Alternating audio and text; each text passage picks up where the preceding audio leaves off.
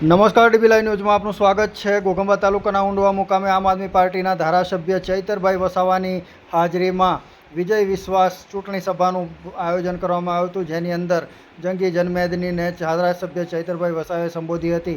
ચૈતરભાઈ વસાવાનું ઢોલ ત્રાસા સાથે સ્વાગત કરવામાં આવ્યું હતું અને મોટી સંખ્યામાં વિસ્તારના આમ આદમી પાર્ટીના સમર્થકો આ સભાની અંદર ઉપસ્થિત રહ્યા હતા। આમ આદમી પાર્ટીના ધારાસભ્ય ચૈતરભાઈ વસાવાએ ભારતીય જનતા પાર્ટીની ઝાટકણી કાઢી હતી અને આમ આદમી પાર્ટીના ઉમેદવારોને જંગી બહુમતીથી જીતાડી લાવવાની અપીલ કરી હતી। સાથે સાથે ઘોઘંબા વિસ્તારના સામાજિક આગેવાન ડૉક્ટર જયરામભાઈ રાઠવા સામે તડીપારની દરખાસ્ત કરવામાં આવી હોવાની મળેલી માહિતી અંગે પણ તેઓએ પોતાની પ્રતિક્રિયા વ્યક્ત કરી હતી। ડૉક્ટર જયરામ રાઠવા સામે તડીપારનો હુકમ થવાનો હોવાની મળેલ માહિતી અનુસાર તેઓએ જણાવ્યું હતું કે ડૉક્ટર જયરામ રાઠવા સમાજના કાર્યો કરવા માટે સૌને એકત્રિત કરી અને સમાજનું કાર્ય કરી રહ્યા છે, ત્યારે તેઓના અવાજને દબાવવા માટે સરકાર દ્વારા તેમની સામે તડીપારનું શસ્ત્ર ઉગામવામાં આવ્યું છે। તેની સામે પણ ઉગ્ર આંદોલન કરવામાં આવશે અને જંગી આદિવાસી વિશાળ રેલી નહીં પણ રેલો કાઢવામાં આવશે તેવું ચૈતરભાઈ વસાવાએ આક્રમક શૈલીમાં જણાવ્યું હતું।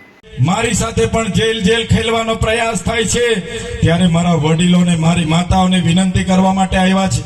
અમે કોઈ અમારી વ્યક્તિગત લડાઈ નથી લડતા, અમે કોઈની સાથે જમીનના ઝઘડા નથી, અમારે કોઈ પીઆઈ ડીવાયએસપી કે કલેક્ટર સાથે જાતિ દુશ્મની નથી, પણ તમારા માટે બોલીએ છીએ, તમારા માટે લડીએ છીએ, તમારી રજૂઆત કરીએ છીએ અને અમને જેલો બેઠવાનો આવ્યો છે। ત્યારે જેટલી પણ હેરાનગતિ ડોક્ટર જયરામભાઈ સાથે હોય, પ્રવીણભાઈ સાથે હોય કે ચૈતર વસાવા સાથે થઈ રહી છે, એનો બદલો લેવા માટે આ વખતે ઝાડુનું બટન દબાવવું પડશે।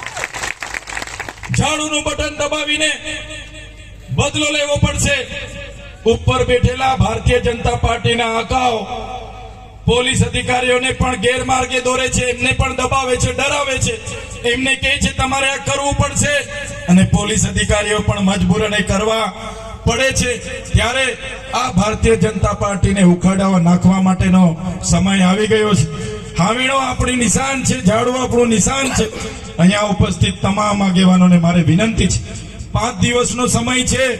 આપણા તાલુકાના તમામ જિલ્લા પંચાયતની બેઠકો પર તમારે જવાનું છે, તમામ તાલુકા પંચાયતની બેઠકો પર તમારે જવાનું છે અને માતા બહેનો વડીલો તમામ યુવાનોને અપીલ કરવાની છે કે આ વખતે પરિવર્તન લાવવું એ જ માત્ર આપણો ઉપાય છે અને પરિવર્તન લાવવું પડશે।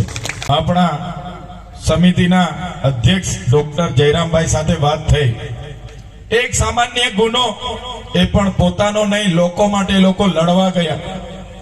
જે કંપની સામે એ લોકો લડવા ગયા અને એક ગુનો બન્યો, બસ એક જ વાત, એક જ ગુનો છતાં અહીંના પીઆઈએ પ્રાંતને અરજી કરી કે અમને તડીપાર કરો 5 જિલ્લામાંથી અને એમની સુનાવણી હતી। પણ આ મંચ પરથી જે પણ ભાજપના નેતાઓ કરાવા કાવતરા ઘડતા હશે, જે પણ પોલીસ અધિકારીઓ કહેતા હશે, એમને કહેવા માંગુ છું ડોક્ટર જયરામભાઈ એકલા નથી, આખો આદિવાસી સમાજ એમની સાથે છે। જ્યારે પણ ડોક્ટર જયરામભાઈની જરૂર પડશે, માત્ર ગુજરાત નહીં, મધ્યપ્રદેશ, રાજસ્થાન અને મહારાષ્ટ્રના આદિવાસીઓને પણ આહવાન કરીશું અને આ ઘોઘંબામાં અમે ભરી દઈશું। ઘોઘંબામાં રેલી નહીં, રેલો લાવીશું અને તે દિવસે એમને ખબર પાડી દઈશું કે આદિવાસીની તાકાત શું છે।